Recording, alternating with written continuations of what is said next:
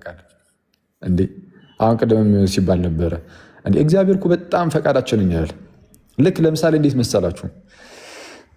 እግዚአብሔር ለምሳሌ አዳምን ከዚህ መልካምና ክፉን ከሚያስታውቀው ዛፍ አትብላ አሉ። ለምን አሉ? ለምን ሲጀመር እንደዚህ ነገር ለምን ማድረግ አስፈለገው? አትብላ ምናምን የሚል ነገር ውስጥ መግባቱን ለምን ፈለገው? ማለት ለምን ያችን ዛፍ ሲጀመር በቃ እንደዚህ አይነት ትእዛዝን ምን አስመጣው? እግዚአብሔር አይተውም ነበር ወይ? ያው ያቺ ዛፍ በመምጣቷ አዳም ወደቀ። አዳም እንዳይወድቅም ሲባል ለምን አይቀርም ነበረ? ግን እግዚአብሔር እንደዚህ አይነት አምላክ አይደለም። አይተዋል። ዝም ብለህ ምንም ትእዛዝ ሳይኖር ያንተ ከእግዚአብሔር ጋር የመኖር ፈቃድህ ሳይታይ እንዲሁ ዝም ብለህ ብቻ ምንም አንድ አቅጣጫ ብቻ ኖሮ እሱም ከእግዚአብሔር ጋር የመኖር ብቻ አማራጭ ኖሮ ዝም ብለህ እንደዚሁ እንድትኖር አይደለም፣ እንድትከተለው አይደለም የሚፈልገው። እግዚአብሔር የሚፈልገው ምንድን ነው ከተባለ እርሱ በጣም ይወድሃል። ከዛ ደግሞ አንተም እንድትወዱ ደግሞ ይፈልጋል። አንተም ፈቅደህ እንድትከተሉ ይፈልጋል። ለዛ ነው በነገራችን ላይ ዛፉ የተተከለው ወይም ያ ትእዛዝ የተሰጠው ነፃ ፈቃድ ሰጥቶታልና ጎርጎርዮስ ዘንዚናዙም እንደሚናገረው ያንን ነፃ ፈቃዱን ኤክሰርሳይዝ እንዲያደርግ ነው። ነፃ ፈቃዱን ኤክሰርሳይዝ እንዲያደርግ በተሰጠው ነፃ ፈቃድ እሺ አሜን ብሎ እግዚአብሔርን ታዞ እንዲኖር አይተዋል። ስለዛ እግዚአብሔር ሁሌም ቢሆን እንደዚህ ነው፣ ይጠብቃል። ይህንን ያንተን ፈቃደኝነት የመቻል ያለመቻል ጉዳይ አይደለም። እግዚአብሔር እኛ ሳንፈቅድ እንደዚሁ ማዳን ይችላል አይችልም የማለት ጉዳይ ነው አይደለም። የአቅም ጉዳይ አይደለም። እዚህ ጋር እግዚአብሔር አምላክ ዝም ብሎ ሙሉ ፍጥረቱን ማለት ነው በቃ አድኛችኋለሁ፣ እንደውም ምንድነው አለማመን በእኔ አለማመን ማለት አትችሉም፣ በቃ አለቀ ዘግቻለሁ ይሄንን ብሎ እጥርጥር አድርጎ እንደ ሮቦት አድርጎን ማለት ነው ዝም ብሎ ሊነዳን አይችልም? ይችላል። በአቅም ስለ አቅም ጉዳይ እየተወራ እኮ ነው። ግን ይህ ከእግዚአብሔር ባህሪ ጋር ይጣረሳል። በጣም ችግር የሆነ ነገር አሁን ይሄ ነው። ሰው እግዚአብሔርን ሁሉን ቻይ ነው ይላል። ከዛ ደግሞ በጣም ሶቨሬን ነው ምናምን ይልና ኦኬ ጥሩ ነው፣ ሶቨሬን ነው፣ ሉዓላዊ የሆነ አምላክ ነው፣ ትክክል። ግን በተመሳሳይ ደግሞ የእውነት ዳኛ ነው። አየህ፣ የእውነት ዳኛ ነው እግዚአብሔር። ልክ መዝሙረኛው እንደሚለው ማለት ነው እግዚአብሔር የእውነት ዳኛ ነው ይላል። ስለዚህ የእውነት ዳኛ ነው፣ ፍቅር ነው፣ መሐሪ ነው፣ ቸር ነው፣ ሩሩ ነው ምናምን። ስለዚህ አንዳንዶችን ለማዳን የተወሰኑ ሰዎችን ብቻ የሚመርጥ አይደለም። ከፈቃዳችን አንጻር ሁላችንም የሚመርጥ ነው። የሆኑ ሰዎች ግን ለዘላለም ሕይወት የተወሰነ ቁጥር ያላቸውን ነው ያልኳቸው። በቃ ውስን ቁጥሩ ራሷን በእግዚአብሔር ዘንድ ይታወቃል። ለዘላለም ሕይወት የወሰናቸው ቁጥር ማለት ነው ይታወቃል። ለምሳሌ የሆነ አንድ 50 ሚሊዮን ሰው መድበው ከሆነ እግዚአብሔር ማለት ነው በሉትራኑም ትምህርት ቢሆን 50 ሚሊዮን ሰው መድበው ቢሆን ለዘላለም ሕይወት ኦልሬዲ ወስኖ ከሆነ በቃ ከ50 ሚሊዮን አንዲት ጨምሮ 50 ሚሊዮን አንድ ነው የሚባለው ቁጥሩ ራሱ። እንደዛ መሆን አይችልም። በቃ ያቸው ራሷ ናት የምትገባው። ሌላ ሁሉ እንዴት ተስፋ ይኖረዋል? ቁጥሩ ሁሉ የተወሰነ ነው የሚሉት የሚዙሪ ሲኖድ ብሪፍ ስቴትመንቱን ዶክትሪናል ስቴትመንቱን ማለት ነው። እና ምንድን ነው እግዚአብሔር አንዳንዶችን እንደዚህ መርጦ ለምንድን ነው ሌሎቹን ያልመረጠው? በቃ ሊመለስ የሚችለው መልስ ከዚህ ቀደም እንዳልኳችሁ በካልቪኒስቱ ሳይድ በቃ የራሱ በቃ ሉዓላዊ ምርጫው ነው። አንዳንዱን መረጠ፣ አንዳንዱ በቃ እሱ ስላልፈለገ ነው በሚመስል ደረጃ ነው የሚቀመጠው። በሉትራኑ ሳይድ ደግሞ አንዳንዱን መርጧል፣ አንዳንዱን አልመረጠም። ለምን አንዳንዱን እንደመረጠና አንዳንዱን ደግሞ ለምን እንዳልመረጠ አናቅም፣ ምስጢር ነው ይሏል። ግን ምንን ግን አረጋግጠውልናል። እግዚአብሔር አንዳንዶቹን እየመረጠ አንዳንዶቹን አልመረጠም። አንዳንዶቹን የመረጠው ራሱ ግን ፈቅደው ነው ስትሏቸው፣ የምን ፈቃድ? በፈቃድማ እግዚአብሔር አይያዝም፣ በሰው ፈቃድ። አክቹዋሊ ከኛ ፈቃድ ይጠብቃል እግዚአብሔር ብለን መግለጻችንን ይህንን እግዚአብሔር የሰው ፈቃድ እስረኛ በሚል ቃል ገልጸነው አናውቅም። እግዚአብሔር የሰው ፈቃድ እስረኛ ሳይሆን ይልቁንም እግዚአብሔር ሰውን ወዳጅ፣ ፈቃድን ጠያቂ፣ ኑ ብሎ የሚጠይቅ ልክ እንደማን እንደ ጌታ ኢየሱስ በማቴዎስ ወንጌል ምዕራፍ 23 ቁጥር 37 ላይ እንደተነገረው ማለት ነው። ምንድን ነው የሚለው? ማቴዎስ ወንጌል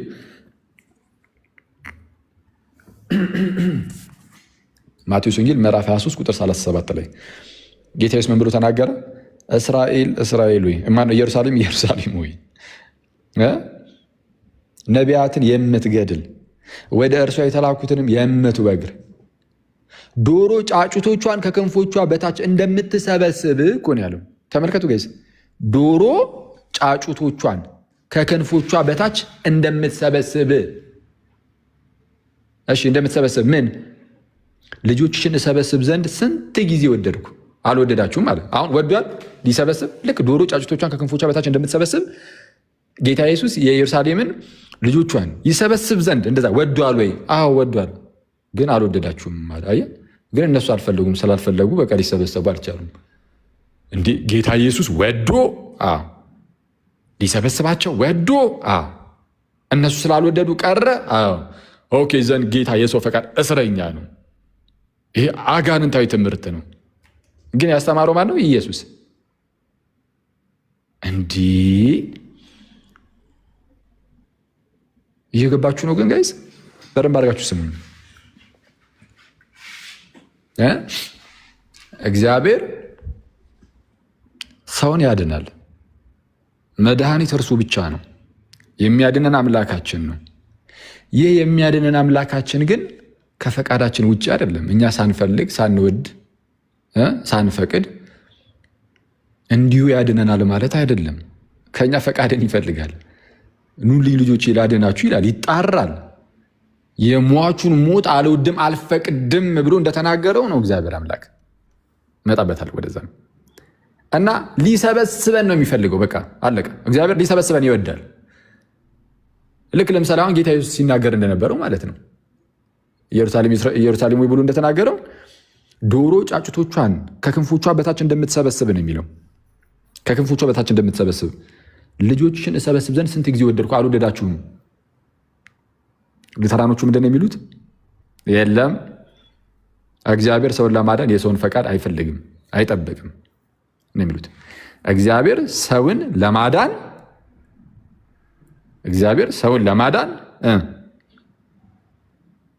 የሰውን ፈቃድ አይጠብቅም፣ አይፈልግም፣ የሰውን ፈቃድ አይጠይቅም። ይሄው ጌታ ኢየሱስን እሺ ምን እናድርገው?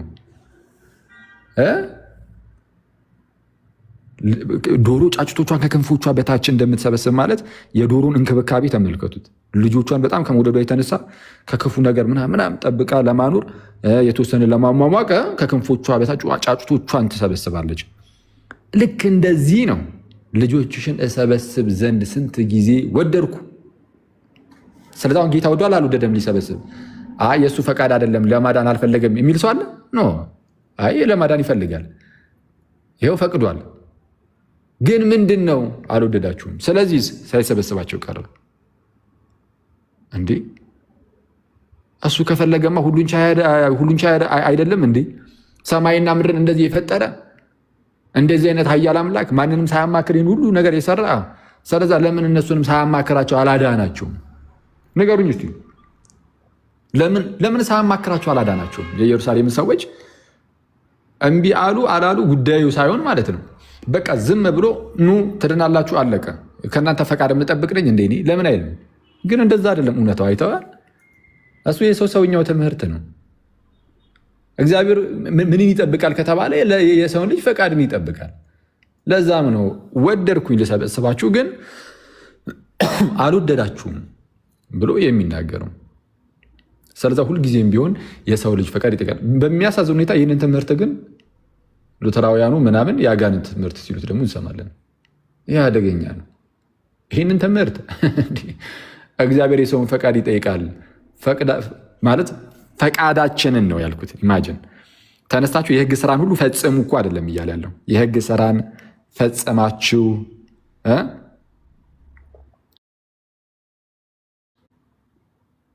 ከዛ በኋላ ምናምን አይደለም ያለው። በቃ ፈቃድ። አሁን አንድ ሰው ከታች ምን አለ? ስንት ስኮላር የሚፋጩበትን እኔም ስኮላር ነኝ አልክኩ የሚል ነገር አየ። በዚህ ልትሸወዱ አይገባም ብዬ አስባለሁ። ስኮላሮች እዚህ ርዕስ ላይ ተከራከሩ ማለት ቋሚ የሆነ ትምህርት የለም ማለት አይደለም። ስኮላሮች እዚህ ጉዳይ ላይ የሚጨቃጨቁት በፕሮቴስታንቱ ሳይሄድ ነው። ጥንታውያን አብያተ ክርስቲያናት እዚህ ላይ ወጥ ናቸው። ፈቃዳችን አለ ብለው ነፃ ፈቃድ አለን ብለው ነው የሚያምኑት ጥንታውያን አብያተ ክርስቲያናት ሁሉም። ከኦገስትን በፊት ኦልሞስት ሁሉም አባቶች ይህንን ጉዳይ ያነሱ አባቶች ሁሉ ትምህርታቸው ማለት ነፃ ፈቃድን የሚክድ የለም። መጽሐፍ ቅዱሳችን እዚህ ጉዳይ ላይ ግልጽ ነው። ስለዚህ ምንድን ነው ስኮላሮቹ ተጨቃጨቁበትና ሶዋት እንዴ ስኮላሮቹ በነገራችን ላይ መጽሐፍ ቅዱስ ራሱ የእግዚአብሔር ቃል ነው አይደለም የሚለው ላይ ይከራከሩበታል። በርካታ ስኮላሮች አይ እነዛ እኮ እንደው እነዛኞቹ ስኮላሮች ወይ አግኖስቲክ ይሆናሉ ወይ ምናምን እንደዚህ ሊብራል ይሆናሉ ምናምን ልትሉ ትችላላችሁ። ስቲል ግን ስኮላሮች ናቸው እነሱም። ስለዚህ በስኮላር ላይ የተመሰረተ እምነት የለንም። በስኮላር ላይ የተመሰረተ እምነት ሳይሆን ያለን በቤተ ክርስቲያን ላይ ነው፣ ወይም በጌታ ላይ ጌታ ለቤተክርስቲያን በሰጣት እምነት ላይ ማለት ነው። እና ቤተ ክርስቲያን ምን ትላለች? የጌታ አካል ምን ትላለች? ጌታ ኢየሱስ ምን አስተምሯል? ጌታ ኢየሱስ ምን አስተምሯል? እሱ ነው አስቡት። አሁን ብዙ ጊዜ ሲሰበክ የነበረው ጌታ ኢየሱስ ልክ እንደተጠመቀ ማለት ነው። ተጠመቀ፣ ከዛ በኋላ ማገልገል ጀመረ አይደል? ሲያገለግል ምን ነበር እያለ የሚያገለግለው? ጌታችን ኢየሱስ ምን እያለ ያገለግል ነበር? መንግስተ ሰማያት መንግስተ ሰማያት ቀርባለች እና ንስሐ ግቡ እያለ ይሰብክ ጀመር ነው የሚለው ማቴዎስ 4 ላይ። መንግስተ ሰማያት ቀርባለች፣ ስለዚህም ንስሐ ግቡ። አሁን ሰዎቹ ነፃ ፈቃድ ከሌላቸው እንዴት አድርገው ንስሐ ይገባሉ? ነፃ ፈቃድ ከሌላቸው ፈቃዳቸው ከሌለ ማለት ነው ለመንፈሳዊ ነገር እንዴት አድርገው ንስሐ ሊገቡ ይችላሉ? አይ አሁን ይህንን ነገር ሉተር ሲመልስ ማለት ነው ሉተር መልሶት ነበር እንደዚህ። አሁን ልክ እንደዚህ ሲነሳበት እንደዚህ አይነት ሀሳብ ያነሱ ሰዎችን መጀመሪያ ከህፃናት ተማሪ እጥፍ የሚደድቡ ሰዎች ብሎ ይጠራቸዋል። እጥፍ የሚደድቡ ትዋይዝ ስቱፒድ ናቸው ከሆኑ ከስኩል ቦይስ ማለት ነው። ትዋይዝ ስቱፒድ ናቸው፣ እጥፍ ደደቦች ናቸው ይልና ይቅርታ ለቃሉ በጣም ይቅርታ። ለምንድነው እንደዚህ ያለው? ንስሐ ግቡ ተብሎ ትእዛዝ ተሰጠ እንጂ እነሱ ማድረግ ይችላሉ መች ይላል አይነት ነገር ማለት ነው። ትእዛዝ ተሰጠ እንጂ ትእዛዝ ሲሰጥና የምርም ሰው ግን ንስሐ ለመግባት አቅም አለው ወይ የሚለውን የማያውቁ ይህን እንኳን ለይተው የማያውቁ ብሎ ነው እንደዚህ ብሎ የሚሰርባቸው ወይም የሚናገራቸው እንዴ። ስለዛ ጌታ ኢየሱስ ንስሐ ግቡ እያለ ያለው ትወና ነበር ማለት ነው። ንስሐ መግባት ለማይችሉ ሰዎች ከሱ በፊትም መጥምቁ ዮሐንስ መንግስተ ሰማያት ቀርባለች እና ንስሐ ግቡ ብሎ በይሁዳ ምድረ በዳ እየሰበከ መጣ አይደል እንደሚለው ማቴዎስ 3 ላይ የመጥምቁ ዮሐንስን አመጣጥ ማለት ነው። ስለዛ ንስሐ ግቡ እያለ እየሰበከ ሲመጣ መንግስተ ሰማያት ቀርባለች እያለ ሲመጣ ማንም ሰው የምርም ንስሐ መግባት የማይችል ሆኖ ነው በመጥምቁ ዮሐንስ አላየንም ወይ ነው? አይተናል እኮ ንስሐ ሲገቡ አይተናል። ትወና እኮ አይደለም የያዘው ጌታ ኢየሱስ። እዚህ ሰው ሆኖ የመጣው ለመተወና አይደለም፣ ሪል እውነት ነው። በቃ ንስሐ መግባት ይቻላል። ሰው ንስሐ ይገባል። በዛው በውድቀት ውስጥ ሆኖ አሜን ብሎ ሊመለስ ይችላል። መልሶ ግን ይወድቃል። አቅም የለውም። ስለዛ ጌታችን ኢየሱስ ሲጣራ ታየዋለህ። ጌታ ኢየሱስ ራሱ እግዚአብሔር አምላክ በነቢያት እኮ ሲጣራ አይተነዋል። ንስሐ ግቡ ብሎ ለምሳሌ ሕዝቅኤል ምዕራፍ 14 ላይ የምታስታውሱ ከሆነ ሕዝቅኤል 14:6 ላይ ለእስራኤል ቤት የሰራዊት ጌታ እግዚአብሔር እንዲህ ይላል። ጌታ እግዚአብሔር እንዲህ ይላል። ምን ይላል? ንስሐ ግቡ፣ ከጣዖቶቻችሁም ተመለሱ፣ ፊታችሁንም ከርኩሰታችሁ ሁሉ መልሱ እያለ ሲጣራናል። ምን በሉ? ንስሐ ግቡ። ስለዛ ንስሐ መግባት አለባቸው። ካልገቡስ? ንስሐ ካልገቡ ግን ይነቀፋሉ። ልክ ጌታ ኢየሱስ እንደነቀፋቸው ማለት ነው። እነ ኮራዚን እነ ቤተሳይዳን ሲነቅፋቸው ያተን የለ ማቴዎስ 11 ላይ በዚያን ጊዜ የሚበዙ ተአምራት የተደረገባቸውን ከተማዎች ንስሐ ስላልገቡ ሊነቅፋቸው ጀመረ እኮ ነው የሚለው። ተመልከቱ ጋይስ፣ ብዙ ተአምራት ተደርጎባቸው ግን ንስሐ ባለመግባታቸው ሊነቅፋቸው ጀመረ። አስቡት። አሁን አንዳንድ ሰዎች አይ ሲጀመር ንስሐ መግባት ማንም ሰው አይችልም ብለው ደምድመዋል። ሉትራኖች ምናምን ማለት ነው። እና ጌታችን ኢየሱስ ንስሐ ግቡ ብሎ የሚሰብከውም በቃ ዝም ብሎ ንስሐ ግቡ አለ እንጂ የምርም እነሱ ንስሐ መግባት ይችላሉ ማለት አይደለም ነው የሚሉት። ከዛ በኋላ ጌታችን ደግሞ ያይና ታምር አድርጎና ንስሐ ያልገቡ ከተሞችን ልክ ሲያይ ማለት ሲያጋጥሙት ማለት ነው ንስሐ ባለመግባታቸው ደግሞ ይንቅፋቸው ይጀምራል። እንዴ ምን በቃ አይችሉማ ካልቻሉ ልክ እንዴት መሰላችሁ? አንድ የሞተ ሰው ለምሳሌ አለ። ለነሱ አሁን ይሄ በመንፈሳዊ ሞት ውስጥ ስለሆኑ ነው ንስሐ መግባት የማይችሉት ነው የሚሉት። እና አንድ የሞተ ሰው አለ ለምሳሌ አንድ የሞተ ሰው ለምሳሌ አይ ቆይ ለምሳሌ ብዬ ምሳሌ ሲስል ልሰጥ ነበረ። ሲስ ሞቷል እንበል እውነት ነው። የእግዚአብሔር ሰው ነው ከታች መጥቶ አይ ግን ለምሳሌ እኔ ጆይ እንዴት ነሽ? ጆይ ሰላም ብያለሁ። ጆይ ሽመልስ የቸርች ልጅ ቀጥሎ ወንድማችን። እግዚአብሔር ይቀር ይበል። የእግዚአብሔር ቃል እየተነገረ መሀል ላይ አይገባም። ጌታችን ራሱ ቃሉን እያስተማረ ልበልሽ ደግሞ በሌላ እንዳይተረጉም የእግዚአብሔርን ሀሳብ እየተናገረ እናቱ እንኳን ስጠራው እመቤታችን አክቹዋሊ ከወንድሞቹ ጋር ቆይን ያለው አየህ፣ ለእግዚአብሔር ቃል ክብር ይሰጣል። ስለዛ ይሄ በነገራችን ላይ የጌታ ድርጊት በጣም ትልቅ ትምህርት ነው። አሁን እንኳን ለአንተ እንኳን ያልኩት ዝም ብዬ ነው። እዚህ ጋር እኛ እናለ እንደዚህ እንትን እያልን ሳይሆን ጮቢውን አንስተን ዝም ብለን እያሳለጥ ነው። ግን ለመምህራን ግን በጣም ትልቅ ምክር ነበር ጌታችን እዛ ጉዳይ ላይ ያደረገው። ስለዚ አንድ መምህር የእግዚአብሔርን ቃል እየተናገረ በጣም በክብር ነው መናገር ያለበት ማለት የእግዚአብሔርን ቃል ሲናገር። ስለዛ እናቱ መታ ና ልጄ ብትለው ራሱ እናቱ በጣም የሚወደው ግልጽ ነው። ምንም እናቱን ማክበሩ ማያጠራጥር ነው አንድ መምህር ማለት ነው። ግን የእግዚአብሔርን ቃል ሲናገር አንድ ሰው እናት እንኳን ብትጣራ ነው መጀመሪያ ይሄ ነው የሚቀድመው። የእግዚአብሔር ቃል ይቀድማል፣ ከዛን ወደ እናቱ ይሄዳል ማለት ነው። እናትን አለማክበር አይደለም ማለት ነው። ይሄ የእግዚአብሔርን ቃል ማክበር ይባላል። እናትም ታከብራለህ፣ ትወዳለህ፣ ግን የእግዚአብሔርን ቃል ደግሞ እጅግ ልታከብር ይገባል ነው። እሺ መለስ እንበልና ለምሳሌ አንድ ሰው ሞቷል እንበል። ለምሳሌ አንድ የሆነ ሰው ሞተና ሄደ ብትጠራው ሊሰማ አይችልም። አቤት ብሎ ምላሽ ሊሰጥ አይችልም አይደል? እንደዛ ነው አሁን ፕሮቴስታንቶቹ የሚሉት። ይሄ በመንፈሳዊ ሞት ውስጥ ኦልሬዲ ሰዎች ስለወደቁ ነው የሚሉት። በመንፈሳዊ ሞት ውስጥ ስለወደቁ ለመንፈሳዊ ነገር ምላሽ መስጠት አይችሉም ይላሉ። ለምሳሌ አንድ ሰው በስጋ ከሞተ በኋላ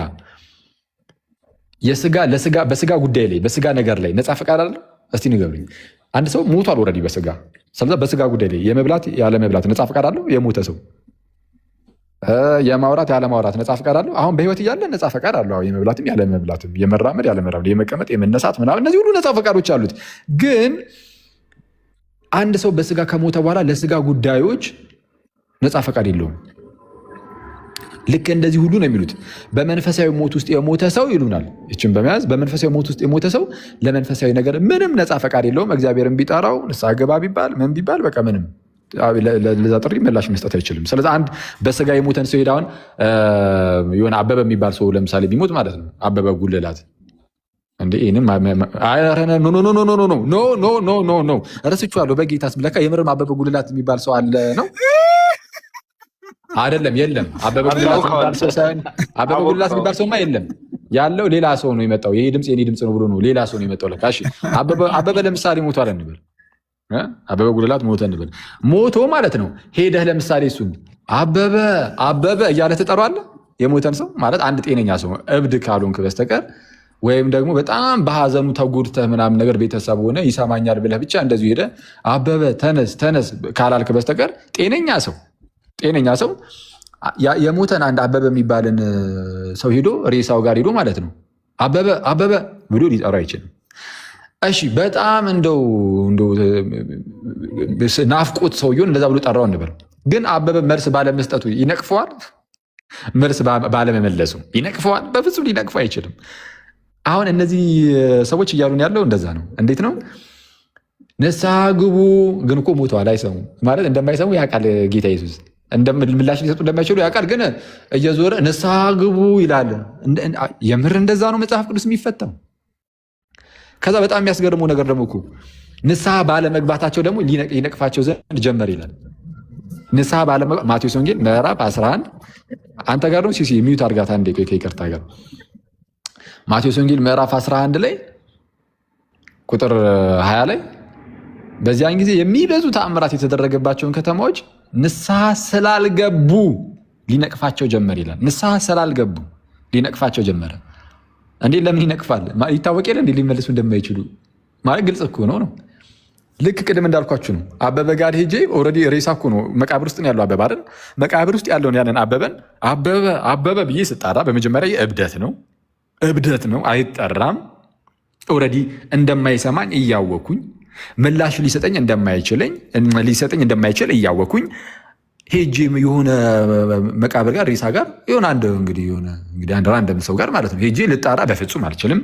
ብጣራ ራሱ እብድ አጫውቶኝ ብጣራ ራሱ ማለት ነው ምላሽ ስላልሰጠኝ ግን ልነቅፋ አልችልም።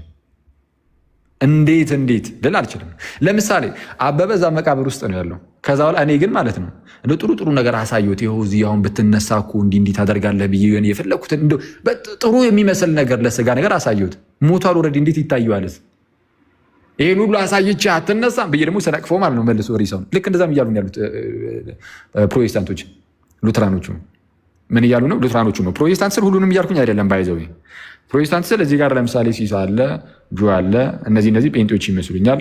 ስለዛ ጴንጤዎች የነፃ ፈቃድ ላይ እምነታቸው ከኛ ጋር ተመሰ ይመስለኛል። እንግዲህ እኔ እስካየሁት አይደለም ካሉም በማስረጃ አድርገው ይነግሩናል። ችግር የለም። ከእነሱ ጋርም ይሄ የልዩነት ሀሳብ ይሁንና በዛ ላይም እንሄድበታለን። አያሳስብም። ግን ጴንጤዎችን ይሄ የሚመለከት ጉዳይ አይደለም ማለት ነው። ስለ ጴንጤ እያወራሁኝ አይደለም። ስለ ሌሎቹ ስለ ሉትራኖች፣ ስለ ካልቪኒስቶች ነው። ስለዚ እነሱ ምንድን ነው የሚሉን? ጌታ ኢየሱስ ሄዶ ንስሐ ግቡ ሲል ለሞተ ሰው ነው ንስሐ ግቡ እያለ ያለው። ሰምቶ ምላሽ መስጠት ለማይችሉ ለምንድን ነው ታዲያ የሚለው? ሉተር እንደዛ ነው ያለው። ሉተር ምን አለ? ይኸው ንስሐ ግቡ እኮ ተብሎ ተሰብኳል። እንዴት ነፃ ፈቃድ የለውም ሰው ትላለ? ሰው ነፃ ፈቃድ ቢኖረው አይደለ ንስሐ እንዲገባ የተጠየቀው ተብሎ ሲጠየቅ ማለት እንደዚህ አይነት ነገር ይነሳ ስለነበረ ምን ብሎ የተናገረው? እነዚህ ቴዎሎጂያኖቹ ምናምን ከስኩል ቦይስ ማለት ነው ከነዚህ ከተማሪዎች ምናምን ትዋይዝ ስቱፒድ ናቸው። እጥፍ ከደደብ ይልቅ ደነዝ የሚለው ቃል ነው የሚቀለው። እንዴት የትኛውን ቃል እንጠቀም? በቃ ያንን ቃል እጥፍ እንደዛ ናቸው። እንዲህ ኧረ ትክክል ናቸው እነሱ ሉተር። ኧረ እዚህ ላይ አንተን የተሳሳትከው አንተ ትክክል ከሆንክ ነገሩ ሁሉ ድራማ ይሆናል። ኢየሱስ ክርስቶስንም እንደ ቀልድ ነው ልታደርገው የምትችለው። ማለት ክብርም ምስጋናም ሁሉ ለእርሱ ይሁንና ማለት ነው፣ ለጌታ ይሁንና፣ ክብርም ምስጋናም ሁሉ ማለት ነው ለጌታ ይሁንና፣ ግን ቀልድ ነው የምታደርገው እንዳለ የእርሱን ስራ። ንስሐ ግቡ ብሎ ሲናገር አይ ነፃ ፈቃድ የላቸውም መግባት አይችሉም ሲጀመር፣ በቃ ዝም ብሎ ነው ጌታ አየር ላይ እንደዛ እያለ ያለው። ደግሞ እንደዛ በሆነበት ሁኔታ ኦልሬዲ ሞቷል፣ ሙሉ በሙሉ የሞቱት ብሎ ስለሚያምኑ ማለት ነው። ከዛ በኋላ ደግሞ ንስሐ ባለመግባታቸው ደግሞ ይነቅፋቸዋልም ደግሞ። እንዴ ይሄ ቀልድ አይደለም፣ ቀልድ አይደለም፣ ቀልድ አይደለም። እና ሰው ከዚህ አንጻር ልንመለከተው ይገባል። እና መጽሐፍ ቅዱሳችን ግልጽ ነው። በቃ ዘዳግም ምዕራፍ 30 ላይ እንደተነገረው ነው። እግዚአብሔር ምን ይላል? በፊታችሁ ሕይወትንና ሞትን በረከትንና መርገምን እንዳስቀመጥኩ እኔ ዛሬ ሰማይና ምድርን በአንተ ላይ አስመሰክራለሁ ይላል። አይተዋል? የሰራዊት ጌታ እግዚአብሔር ምን እንደሚል?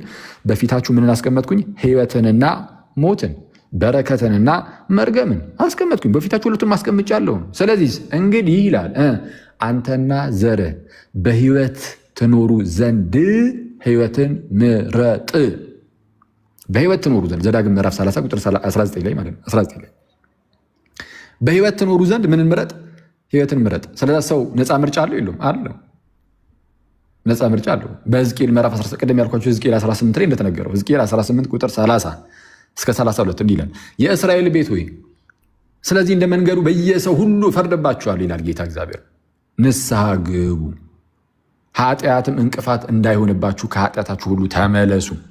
እግዚአብሔር እኮ ነው እንደዚህ የሚለው፣ ንስሐ ግቡ፣ ኃጢአትም እንቅፋት እንዳይሆንባችሁ ከኃጢአታችሁ ሁሉ ተመለሱ፣ የበደላችሁትንም በደል ሁሉ ከእናንተ ጣሉ፣ አዲስ ልብና አዲስ መንፈስም ለእናንተ አድርጉ። የእስራኤል ቤት ሆይ ስለምን ትሞታላችሁ ይላል። ስለምን ትሞታ? አራት ሙቱ እኮ ነው። ስለምን ትሞታላችሁ?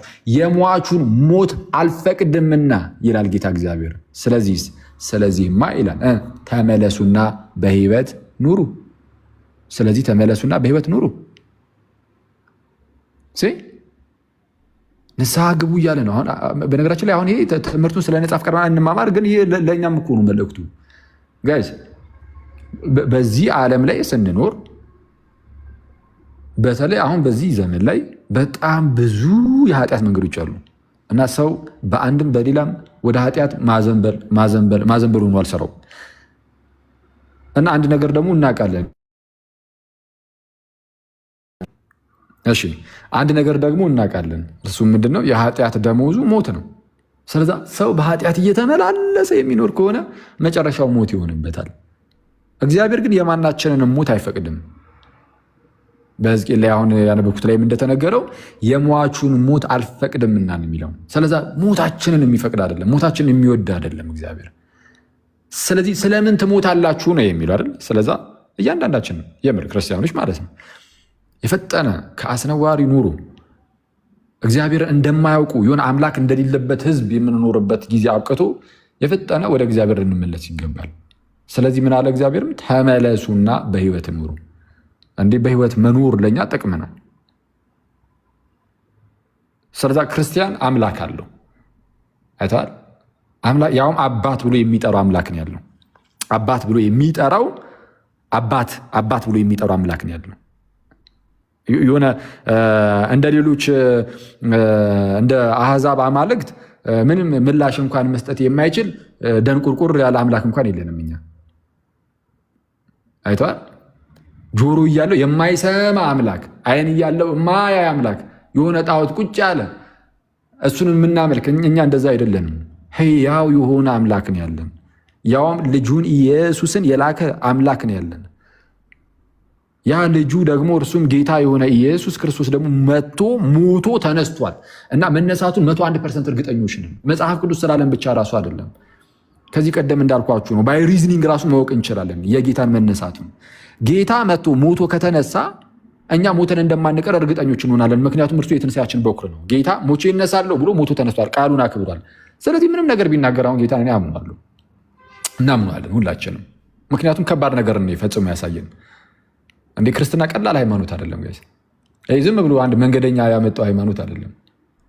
ክርስትና ሞቶ በተነሳ ጌታ የተጀመረ ነው። ከዚህ ቀደም ብያችሁ ነበረ። አንድ ሰው ፓይለት ሆናለሁ ብሎ ተነስቶ ፓይለት ሊሆን ይችላል። አንድ ሰው ዶክተር ሆናለሁ ብሎ ተነስቶ ዶክተር ሊሆን ይችላል። ጥሩ ነው፣ ኮሚትመንት ስለሚጠይቅ ጎበዝ ምናምን ልንለው እኮ እንችላለን። ግን ያን ያህል ድንቅ ነገር አይደለም። ብዙ ሰው ያደርገዋል። ብዙ ሰው ተነስቶ ፓይለት ሊሆን ይችላል። በጣም ብዙ ሰው ተነስቶ ዶክተር ሊሆን ይችላል። በጣም ብዙ ሰው ተነስቶ ሀብታም እሆናለሁ ብሎ ተነስቶ ከምንም ተነስቶ ሀብታም ሊሆን ይችላል። ይሄ ብዙ ሰው ሊያደርገው የሚችለው ነገር ነው። ሞቼ እነሳለሁ ብሎ ተናግሮ ጀምሮ ሞቶ ሊነሳ የሚችል ግን አለ ወይ ነው? ሞክሩት እስቲ። አውቄ ነው እንዳሞክሩት። የምር ሞታችሁን የምትቀሩታ ሞቼ እነሳለሁ ብለህ አትሞክርም ማንም ሰው። ጌታ ኢየሱስ ግን የሰውን ልጅ ይሰቅሉታል ብሎ ተናገረና በሶስተኛውን ቀን ግን ይህም ቤተ መቅደስ አፍርሱት በሶስተኛውን ቀንም አነሳዋለሁ እያለ ተናገረ። እንደሚነሳ ተናገረ። ከዛ ደግሞ የምርም ተነሳ። ከዛን ሐዋርያቱ ለዚህ እውነታ አሁን በጣም ታላቅ ነገር ስለሆነ እኮ ነው ሐዋርያቱ ራሳቸውን በቃ አሳልፈው ሰጡ። አይተዋል። በጣም አደገኛ በሆነ አገዳደል ሲገደሉ ራሱ ምንም አይመስላችሁም። ሰማዕታቱ ስለ ጌታ ብለው ምንድነው ስለ ምስክርነታቸው ቃል ብለው እንደዛ አይነት አደገኛ የሆነ ነገርን የሚቀበሉት ጌታ ተነስቷል፣ እኛም በቃ ወደ ጌታ ነው የምንሄደው ብሎ እርግጠኛ ሆነዋል እና እኛም እንነሳለን ብሎ አምነዋል። ስለዚህ ክርስቶስ ተነስቷል። ክርስትና የተሰበከው በእንደዚህ አይነት ጌታ ነው ሞቶ በተነሳ። ስለዚህ በክርስትናችን እርግጠኞች ነን። የስ ጌታ ስለተነሳ እኛም እንደምንነሳ ካወቀን ደግሞ ኑሯችን ያለው እዚች ምድር ላይ ብቻ እንዳልሆነ እናውቃለን። ስለዚህ ምድር ላይ ብቻ የምንኖር አይደለንም። አሁን የሚጠብቀን አንድ ታላቅ የሆነ ህይወት አለ ከፊታችን። ጌታችን ኢየሱስ ወደ አባቱ ሄዶ መኖሪያን እያዘጋጀልን አዘጋጅቶልናል። በአባቴ ዘንድ መኖሪያን አዘጋጀላችኋለሁ ብሎናል። ስለዚህ በዛ የተዘጋጀ መኖሪያ አለን ለዘላለም የምንኖርበት ለማይቋረጥ ጊዜ የምንኖርበት። ይህ የክርስቲያኖች የተስፋ እና የመጽናኛ ቃል ነው። ለክርስቲያኖች የተስፋና የመጽናኛ ቃል ነው፣ ሞተን አለመቅረታችን ማለት ነው። ለዛ ነው ጳውሎስ በመጀመሪያ ተሰሎንቄ መልእክቱ ላይ ምዕራፍ 4 ላይ እንደዚህ ይላል። በመጀመሪያ ተሰሎንቄ መልእክቱ ምዕራፍ 4 ከቁጥር 15 ጀምሮ እንዲላል በጌታ ቃል የምንላችሁ ይህ ነውና እኛ ሕያዋን ሆነን ጌታ እስኪመጣ ድረስ የምንቀር ያንቀላፉትን እንኳን አንቀርብም ይላል። አየህ፣ እኛ ሕያዋን ሆነን ብንቀር ጌታ ሲመጣ ያንቀላፉትን ጌታን ለማግኘት ማለት ነው ያንቀላፉትን አንቀርብም። ያንቀላፉት ይህን ይነሳሉ ነው። ጌታ ራሱ በትእዛዝ በመላእክትም አለቃ ድምፅ በእግዚአብሔር መለከት ከሰማይ ይወርዳልና በክርስቶስም የሞቱ አስቀድሞ ይነሳሉ ይላል። አይተዋል። ሞተን ራሱ አንቀርም። ጌታ ከሙታን ተነስቷል። ስለዚህ እኛም ሞተን አንቀርም፣ እንነሳለን። ስለዚህ ከዚያም በኋላ እኛ ሕያዋን ሆነን የምንቀረው ጌታን በአየር ለመቀበል ከእነርሱ ጋር በደመና እንነጠቃለን፣ እንዲሁም ሁልጊዜ ከጌታ ጋር እንሆናለን ይላል። አየህ ጌታ ከሰማይ ነው የሚመጣው። እሱን ለመቀበል ንጉሳዊ የሆነ አቀባበል እናደርግለታለን። ከፍ ብለን ልክ አንድ ሰው ለምሳሌ ከውጭ ቢመጣ ማለት ነው እሱን ለመቀበል ወደ ኤርፖርት እንደምትሄዱት፣ ምክንያቱም በኤርፖርት በኩል ስለሚመጣ ጌታ ደግሞ በደመና ከላይ ይመጣልና እኛም በደመና ልንቀበሉ እንጠቃለን ተባላይ ማለት ያው አቀባበሉን ለመግለጽ ነው። እንዲሁ ደግሞ ሁልጊዜ ከማን ጋር እንኖራለን አለ? ከማን ጋር እንሆናለን? ከጌታ ጋር እንሆናለን። በስመ አብ ከኢየሱስ ጋር ማለት ነው። ከኢየሱስ ጋር ሁልጊዜ ከጌታ ጋር እንሆናለን ይልና ስለዚህ እርስ በእርሳችሁ በዚህ ቃል ተጽናኑ ይላል ጳውሎስ። ስለዚህ እርስ በእርሳችሁ በዚህ ቃል ተጽናኑ። ጋይስ የሚመጣ ህይወት እንዳለ መርሳት የለብንም ማለት ነው። የሚመጣ አንዳችሁ የሆነ የሚጠብቀን ህይወት አለ። በቃ እሱን እርግጠኞች ነን። እሱ ላይ የሆነ ማህበር አለ። አይተዋል። በመካከሉ ጌታ ያለበት ከዛ ከታች ቅዱሳኑ አሉ። እነ ጳውሎስ፣ እነ ዮሐንስ፣ እነ ጴጥሮስ፣ እመቤታችን የጌታችን እናት ምናምን ያሉበት ወደዛ ማህበር ግድ ነው ይገባል። እንዲህ ያው ማለት ከዚህ ማህበር ከጌታ ኢየሱስ የሁሉ ዳኛ ከሚሆን ከእግዚአብሔር ከሱ ሁሉ ርቀ ከሰይጣናቱ ጋርማ ለዘላለም አንኖራትም። ይህ አይደረግም እንዴ! ልክ ዕብራውያን 12 ላይ እንደተነገረው እኮ ነው። ከዛ ማህበር ከዛች የእግዚአብሔር ከተማ ወጥተን ለዘላለም የሆኑ ከሰይጣናት ጋር ከሰይጣናት ጭፍራ ጋር ልንኖር ኖ፣ በፍጹም ይሄ ጌታ አያድርግብን። አስባችሁ አሁን እንደምታስቡት ራሱ አይሆንም። ያኔ እድል ራሱ አይኖረንም። እሱ በጣም የሚያስፈራው ነገር ሲኦል ጋይስ፣ ሲኦል በጣም የሚያስፈራው የሆነ የሚያቃጥል እሳት እኮ አለ አይደለም። ኧረ የሆነ የማያንቀላፋ ትላለ ኖ እሱ አይደለም። በዚህ በጣም ያው ሲኦል በጣም የሆነ ምቾት የሌለው እንደሆነ ለመግለጽ በዛ መልኩ ይገለጻል። የስ ግን ትልቁ የሚያስፈራው ነገር ጌታን እርሱም ኢየሱስን አተው ትኖራለህ። በቃ አለቀ። ምንም እድል አይኖርህም። ከዛ በኋላ ኢየሱስ ብለህ የመጣራት እድል ራሱ የለህም። ጌታ ይመልስልኛል ካሁን በኋላ ብለህ ተስፋ እንኳን አታደርግም። ከዛ በኋላ ተስፋ የሚባል ነገር የለም። ጭልም ነው። እግዚአብሔርን ሙሉ በሙሉ ታጠዋለህ። አምላክን ይህ የቅዱሳኑ ህብረት ምናምን ይናፍቃል። ጭራሽ የለም። እንዲህ በጌታ በኢየሱስ ስም እሱ ይሄ እንዴት አያስፈራም? ጌታን ሙሉ በሙሉ ታጠዋለህ ማለት እኮ ነው። ኢየሱስ ክርስቶስን አተኸው እንዴት ትኖራለህ? ሙሉ በሙሉ አተኸው፣ ሙሉ በሙሉ ማለት ነው። ከዛ ጭራሽ ተስፋን በሌለበት ሁኔታ ለዘላለም ከጌታ ጋር መኖር ሲገባ ከሰይጣናት ጋር ስትኖር ማለት ነው። እና እንደዚህ እንድንሆን ግን ጌታ አይፈቅድም፣ እግዚአብሔር አይፈቅድም። ስለዚህ ምን አለ? የሟቹን ሞት አልፈቅድም። ስለምን ትሞታላችሁ? ኧረ ተመለሱና በህይወት ኑሩ። እንዴ እንደዚህ ብሎ ይለምነናል እግዚአብሔር። በጣም እኮ የሚገርም እንዴ! እግዚአብሔር ህዝቡን እየለመነን ይለምናል። ባይዚ ህዝቡን እግዚአብሔር ህዝቡን ይለምናል። ተመለሱ። ምንድነው ከእግዚአብሔር ጋር ታረቁ ብለን እንለምናለን ብሎ የተነገረበት ክፍል አለ አይደለ? እኛ የክርስቶስ አምባሳደሮች ነን ብሎ የተናገረበት ቦታ ጳውሎስ ልክ እንደዛ ማለት እኮ ነው። አየህ እግዚአብሔር ህዝቡን በክርስቶስ በኩል በቃ ይለምን ነበረ። አሁን ደግሞ በሐዋርያቱ በኩል ኑ ታረቁ ልጆች ብሎ አሁን የትምህርቱ ልዩነት እዚህ ጋር ነው የሚመጣው። አይተዋል። ምንድነው ኑ ታረቁ ብሎ ይለምናል። ለምን ይለምናል? ምንም የሰው ፈቃድ አያስፈልገውም። ለእግዚአብሔር ለማዳን ዝም ብሎ ነው የሚያድነው ሳትፈቅድ ይልሃል። አንዳንድ ሰው መጥቶ ይህ አደገኛ ትምህርት ነው። ጭራሽ ደግሞ ይህንን ሰው መፍቀድ አለበት የሚለውን ትምህርት አጋንንታዊ ነው ብሎ ደግሞ ይነግሩሃል። የእግዚአብሔርን ትምህርት አጋንንታዊ ነው ብሎ የሚጠራ እርሱ እንዴት ዋጋ ይከፍልበትም ነው።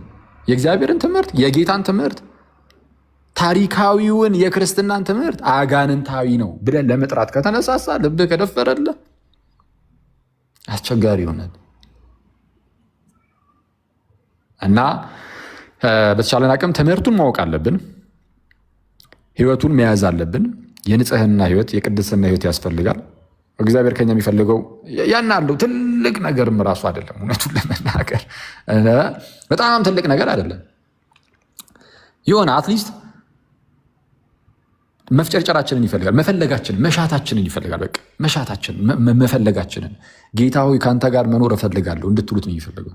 ከዛም በዚህ በትንሹ ስትታመኑለት እሱ በብዙ እያሾማችሁ፣ ከዛም በትንሹ ስትታመኑ በብዙ እየሾማችሁ እያለን በክብር ላይ ክብር እየሆነልን፣ በጸጋ ላይ ጸጋ እየሆነልን ከፍ ከፍ እያለን እናድጋለን። በአንድ ጊዜ መጥቶ ለምን 100 ፍሬ አላፈራም ራሱ አይልም። በአንድ ጊዜ መጥቶ አይደለም። ኢቨን እስከ ህይወት ፍጻሜ ድረስ ቆይታ ራሱ ለምን 100 ፍሬ አላፈራም ራሱ አይለም።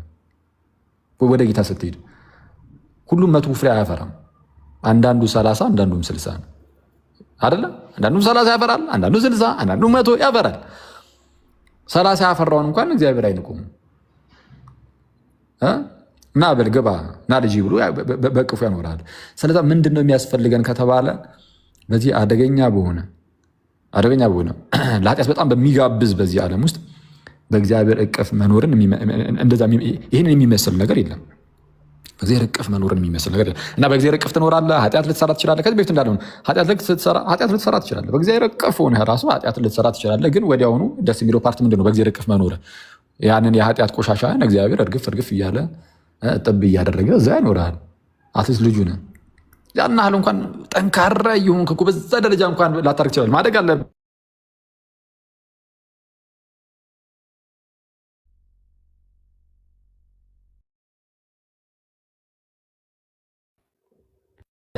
ኃጢአት ስትሰራም ቶሎ ንስሐ እየገባ እዛው እግዚአብሔር አቧራህንም እየጠረገልህም ምናምንም በቅፉ ያኖርህና የሆነ ሰዓት ላይ ትሞት የለ በስጋ ልክ ስትሞት በማን እቅፍ ነበርክ? በእግዚአብሔር እቅፍ አልነበርክ? በቃ በእግዚአብሔር እቅፍ ሆነ ሞትክ ማለት ሰይጣን በምን አይነት ድፍረት ነው መጥቶ ከእግዚአብሔር እቅፍ ላይ ነፍስህን ሊወስዳት የሚችለው? በቃ በዛው ነው። በአባት እቅፍ እንዳለ ትቀጥላለህ። አስበው፣ በሞትክበት ቅጽበት ራስህን የጌታ እግር ስር ደግሞ ስታገኙ፣ በሞትክበት ቅጽበት ደግሞ ወደ ጌታ ነው የምትሄደው። ጭራሽ ወደ ተሻለው። ልክ ጳውሎስ እንደሚናገረው ነው። ለጳውሎስ አሁን ሞት የማያስፈራው ለዛ ነው። ለእኔ ህይወት ክርስቶስ ሞትም ጥቅም ነው ያለው ለዛ ነው። ለእኔ ህይወት ክርስቶስ ሞትም ጥቅም ነው አለ። ብሄድ ከክርስቶስ ጋር ብኖር ለእኔ ይሻለኛል አለ። ብሄድ ከክርስቶስ ጋር ልኖር እናፍቃለሁ ነው የሚለው። እንደውም ጭራሽ እናፍቃለሁ። ስለዚህ በእግዚአብሔር እቅፍ በአባቱ እቅፍ የሚኖር አንድ ሰው ኃጢአተኛ እንኳን ቢሆን መላልሶ ኃጢአትን የሚያደርግ እንኳን ቢሆን ግን መላልሶ ግን ንስሐ የሚገባ በአባት እቅፍ መኖር ማለት ንስሐ ቶሎ መግባትን ይጠይቃል። የሆነ ዞር የምትል ከሆነ ከአባትህ ከእግዚአብሔር የምትርቅ ከሆነ ንስሐ የማትገባ ከሆነ ማለት ነው። በሌላ አማርኛ በእግዚአብሔር እቅፍ መኖር ሁሌ ንስሐ መግባትን ይጠይቃል። ቶሎ ኃጢአትን ቶሎ ልሰራ ትችላለህ። ቶሎ ንስሐ መግባት። ከዛ በኋላ እግዚአብሔር እዛው እያራገፈልህ ቆሻሻን እንዳልኩ የኃጢአትን ቆሻሻ እያራገፈልህ ምናምን ነገር አለቀ ትኖራለህ። ግን እኔ እስቲ እንደው ትንሽ ቆይቼ ወይ ንስሐ ገባለሁ እንጂ አሁን እንኳን አልችለውም መልሼ ኃጢአት መስራቴ አይቀር ምናምን ነገር የሚል ሰው አለ። እንዲህ ንስሐ ብትገባ አሁን መልሰህ ኃጢአት ልትሰራ ትችል ይሆናል። ግን በመጀመሪያ ደረጃ ባለፈው እንዳልኳቸው ኃጢአትን እያሰባችሁ አትኖሩ። ኧረ ኃጢአት ልሰራ ይችላል አትበል። እንደዛ ባልክ ቁጥር ኃጢአት በጭንቅላት ላይ በልብ ላይ እየነገሰ ይሄዳል። ኃጢአትን የምትፈራ ትሆናለህ። አንተ ግን ኃጢአትን እንድትፈራ አይደለም የተጠራው፣ እግዚአብሔርን እንድትፈራ ነው። እግዚአብሔርን እንድትወደው ነው። እግዚአብሔርን እንድትወድ እግዚአብሔርን ደግሞ እንድትፈራ። እግዚአብሔርን መፍራት አለብን። በነገራችን ላይ እግዚአብሔርን እንወደዋለን፣ ግን መውደድ ብቻ አለን፣ መፍራትም ደግሞ አለብን። አምላካችንም ነው፣ አባታችን ብቻ አይደለም። አባትም ይፈራል እንኳን አምላክ። ስለዚህ አምላካችን ነው፣ ንጉሳችን ነው። እኛም ባሪያዎቹም ነን። ልጆቹ ብቻ አይደለንም፣ ባሪያዎቹም ነን። ጳውሎስ የጌታ ባሪያ፣ የእግዚአብሔር ባሪያ እያለ ራሱ የሚጣራው እንዲሁ አይደለም። ጴጥሮስም ልክ እንደዚሁ የኢየሱስ ክርስቶስ ባሪያ መሆን እያለ የሚጠራው። ስለዚ ባሪያዎችም ነን ልጆችም ነን፣ ሁለቱንም ነን። ሰው ታዲያ ምንድን ነው ከተባለ ኃጢአት ልትሰራ ትችላለህ። ንስሐ ብትገባም ንስሐ ከገባ በኋላ ኃጢአት ልትሰራ ትችላለህ። ግን እንዳልኩ ኃጢአትን አታስበው፣ መላሰብ ክርስቶስን ብቻ አስበው። ክርስቶስን ባሰብከው ቁጥር በልብ ላይ የሚነግሰው ክርስቶስ ይሆናል። ክርስቶስ በልብ ላይ በነገሰ ቁጥር የኃጢአትን ኃይል ሁሉ መቋቋምና ማሸነፍ ትችላለህ። ከእግር በታች መውደቅ ይችላል። ምክንያቱም ክርስቶስ ነው እንደዚህ አይነት ኃይልን ሊሰጠን የሚችለው። ያለ እግዚአብሔር ጸጋ ኃጢአትን አሸንፈን መኖር ስለማንችል ማለት ነው። ምንድን ነው እያልኳችሁ ያለሁት? ኃጢአት ልትሰሩ ትችላላችሁ። ኃጢአትን ማሰቡን አቁሙትና ኃጢአት ከሰራችሁም ግን ድጋሜ ንስሐ ትገባላችሁ። በቃ ቶሎ ንስሐ መግባት እኮ ነው። የዳዊት ትልቁ ኳሊቲው ያ ነበረ። ዳዊት ይበደላል፣ ኃጢአትን ያደርጋል፣ ግን የፈጠነ አልጋውን በእንባ ያርሳል። አይተዋል። በቃ ይጸጸታል፣ ንስሐ ይገባል። እንዴ አምላኬ ሆይ እያለ ነው የሚመጣው ዳዊት። አይተዋል። ልክ እንደ ሕፃን ልጅ ነው ዳዊት፣ እንደ ሕፃን ልጅ ኃጢአትን ሰርቶ ራሱ ላጥ ብሎ የሚሮጠው ወደ አባቱ ወደ ራሱ ወደ እግዚአብሔር ነው፣ ወደ አምላኩ። የሆነ ኃጢአትን ይሰራና ኦኬ እንግዲህ 3 መቅሰፍትን በፊት አደርግ ያለው ወይ ደግሞ እንደዚህ ይህንን አምጥቻለሁ የቱ ይሻላል ብሎ ያማርጧል እግዚአብሔር። በሰው እጅ ልጣል ወይስ እኔ ራሴ ልቅጣህ ምናምን ብሎ ደግሞ ያማርጠዋል። እኔ ራሴ ልቅጣህ በሰው እጅ ልጣል? ዳዊት የፈጠነ ልክ እንደዛ ራሱ ሲባል አሁን ምንድን ነው ሲመልሳችሁ? እግዚአብሔር መጥቶ አማረጣችሁ እንበል። ራሴው ልቅጣችሁ ወይስ በሰው እጅ ልጣላችሁ ቢላችሁ ኧረ የእግዚአብሔርን ቅጣት አልችሉም አልቋቋመውም የሚል ሰው ሊኖር ይችላል። ዳዊት በሰው እጅ ከመውደቅ ይልቅ በእግዚአብሔር እጅ መውደቅ ይሻላል የሚለው ኧረ እኔ አንተ ቅጣኝ አምላክ ሆይ ምንም እንኳን የምትቀጣ ብትሆን ምህረት ደግሞ የበዛ እንደሆነ አውቃለሁ። እግዚአብሔር መሐሪ ነው። ስለዛ ዳዊት የፈጠነ በምንም ጉዳይ ላይ ወደ አባቱ ወደ እግዚአብሔር ሽሽግ ነው የሚለው ጥሩ ንስሐ ይገባል። እና የዳዊት ኳሊቲ ይሄ ነው። ስለዛ እኛ ደግሞ ልክ ኃጢአት ብንሰራ በቃ የፈጠነ ወደ እግዚአብሔር ልክ እንደ ህፃን ልጅ ነው። ግን እንደ ጥሩ ነው ህፃን ልጅ ትዕቢተኛ ልጅ አትቶ ላጥ ብሎ በዛው ጠፍቶ ምናምን ነገር ምናልባት አባቴም ደግሞ ክፉ አይነት አቀጣጥ ሊቀጣኝ ይችላል ብሎ በማሰብ ሊሆን ይችላል በዛው ጠፍቶ ከቤት ወደ ሌላ ቦታ ሊሄድ ይችላል። ግን በቃ ፍቅርን ምንድነው አባቱ ፍቅርን እንደሚያሳየው ልጅ መሆን አለብን። አባቴን አሳዝኛለሁ በቃ ሄጂ እግሩ ስር ድፍት ብዬ ይቅርታ ልጠይቀው የምንል አይነት መሆን አለብን። ቅጣትን የምንፈራ ሳይሆን አባቴን አሳዘንኩት ብለን የምናስብ መሆን አለብን። እግዚአብሔርን ማሳዘን የለብንም፣ አባታችንን እግዚአብሔርን ማለት ነው። እና ይሄ ኃጢአት ድጋሚ ልሰራ እችላለሁ አትበሉ። ልትሰሩ ትችላላችሁ። በሰራችሁ ቁጥር ንስሐ መግባት መቁረብ የፈጠነ አየር ላይ ከቅዱስ ሚስጥር በፍጹም መራቅ የለብንም።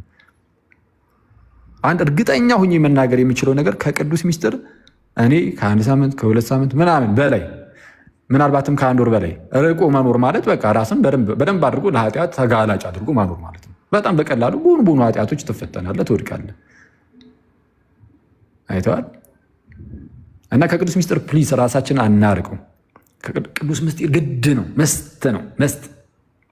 ልክ ስልክህን ደጋግመ ቻርጅ እንደምታደርገው ስለዚህም ስልክ ሁልጊዜም ንቁ ሆኖ እንደሚሰራው የእኛም ነፍሳችን ንቁ ሆና የምትሰራው እኛ ራሳችን ከእግዚአብሔር ጋር ያለን ህብረት ንቁ በሆነ መልኩ የሚሰራው ቶሎ ቻርጅ እስከተደረግን ድረስ ብቻ ነው። እና ቅዱስ ቁርባን ቶሎ ይሄ ስለ ቅዱስ ቁርባን ማለት ነው። ቅዱስ ቁርባን የፈጠነ አየር ላይ ቶሎ አንዴ ብቻ አይደለም። እኔ ቢቻል በሳምንት ውስጥ 2 ወይ በሳምንት 1 ካልተቻለም አይተዋል። እንደው የሆነ ማንችልበት ሁኔታ ውስጥ ብንሆን ግን ቢያንስ በወርም ቢሆን ምናምን በ40 ቀንም ቢሆን ማንችል ከሆነ እንደዛ መደረግ አለበት። ለሚችሉ ሰዎች ግን ለምትችሉ ሰዎች ግን በቃ ዱዌት አስማች አስ ፖሲብል በሳምንት 4 ቀን እችላለሁ ካላችሁ አድርጉት። ባስልዮስ እንደዛ ይል ነበር። ቅዱስ ባስልዮስ እንደውም ቀኖቹን ጠቅሶ ምናምን ነገር የቅዱሳን የሚከበሩበት ቀንም ካለ ምናምን ብሎ የዛሬ 1600 ዓመት አካባቢ የነበረ ታላቅ አባት ማለት የካፓዶሺዮ እና በሳምንት 4 ቀን ከጌታ ስጋና ደም እካፈላለሁ ይላል ባስልዮስ ዘቂሳርያ። እየሰማችሁ ነው። በሳምንት 4 ቀን ከቅዱስ ምስጢር እካፈላለሁ፣ ከጌታ ስጋና ደም እካፈላለሁ ይላል። እና በተቻላችሁ አቅም ከዛም በላይም ከቻላችሁ እሰየው፣ በየቀኑም ከቻላችሁ እሰየው። ያው የሚደረገውን ነገር የምታሟሉ ከሆነ እና ቶሎ እንትን ማለቱ ጥሩ ነው።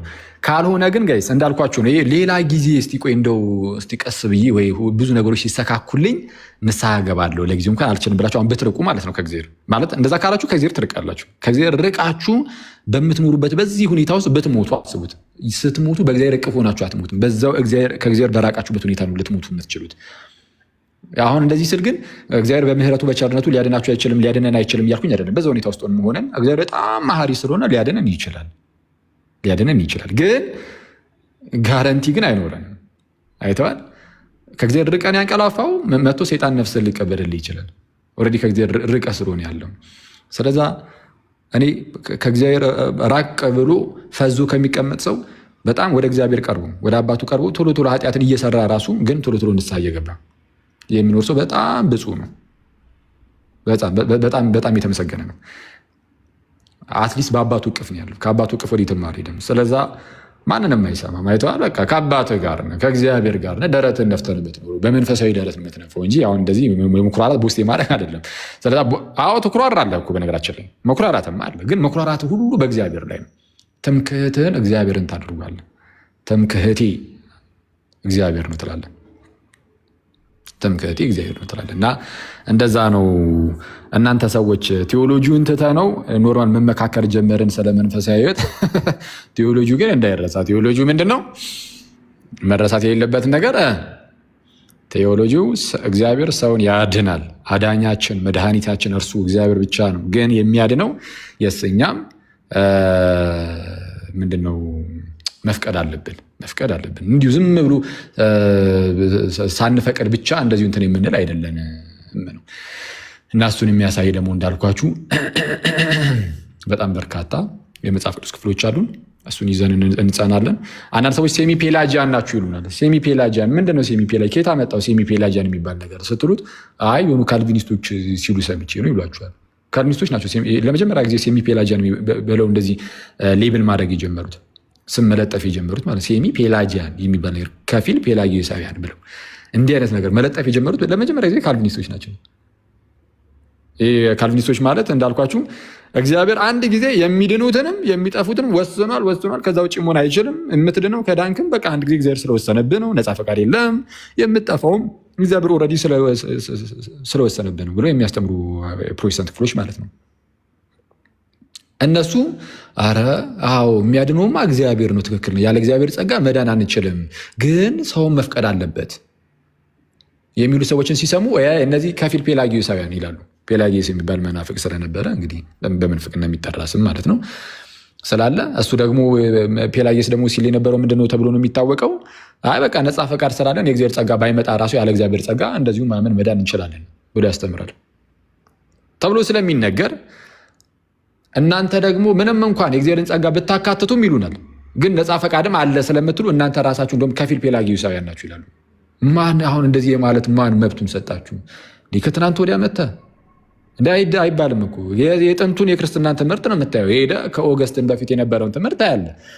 ኦገስትንን ራሱን ያጠመቀውን አባት አምብሮስ የሚላውን አምብሮስ ትምህርቱ ምንድን ነው የሚለውን ታያለ። እሱ ብቻ አይደለም፣ ራሱ ኦገስትን ራሱ ቀደም ባሉ ጊዜያት ላይ ሲያስተምር የነበረውን ትምህርት ታያለ። አንቲማኒኪያን ስራዎቹ ላይ ማለት ነው። አንቲማኒኪያን ስራዎቹ ላይ ምን አይነት ትምህርት እንደነበረው ታያለ። ከዛ በኋላ የሆነች ሰዓት ላይ በህይወቱ ዘመን ውስጥ የሆነች ሰዓት ላይ ኦገስትን ብቅ ያደረገው ትምህርት እንደሆነ ስታቅ፣ ከዛ በታሪካዊ ክርስትና ውስጥ እንደሌለ ስታቅ አርፈ ወደ ታሪካዊ ክርስትና መመለስ አለብህ። ወደ መጽሐፍ ቅዱስ ትምህርት መመለስ አለብህ። ወደ ጌታ ትምህርት መመለስ አለብህ እንጂ አንተ ሴሚ ፔላጂያን አላልክ ምን አግብቶ እንደፈለክ ብለህ ልጠራን ትችላለህ። ሴሚ ፔላጂያን በለን፣ መናፍቃን በለን፣ አሕዛብ በለን፣ ምን በለን፣ ያው ያናል ብዙም ግድ ስለማይሰጥን ማለት ነው።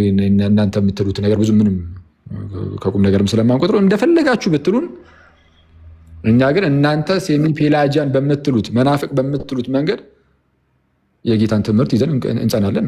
ራሱ ከጌታ ጋር ሆነን ያንን ትምህርት ራሱ የምንናገረው ጌታ ራሱ ያስተማረውን ትምህርት እንቀበላለን። ስለዚህ የጌታን ትምህርት ሴሚ ፔላጂያን ብትለው ምንም ችግር የለውም። ብቻ እኛ እንጥፋበት እንጂ እና እንደዛ ነው። እናንተ ሰዎች በርቱልን።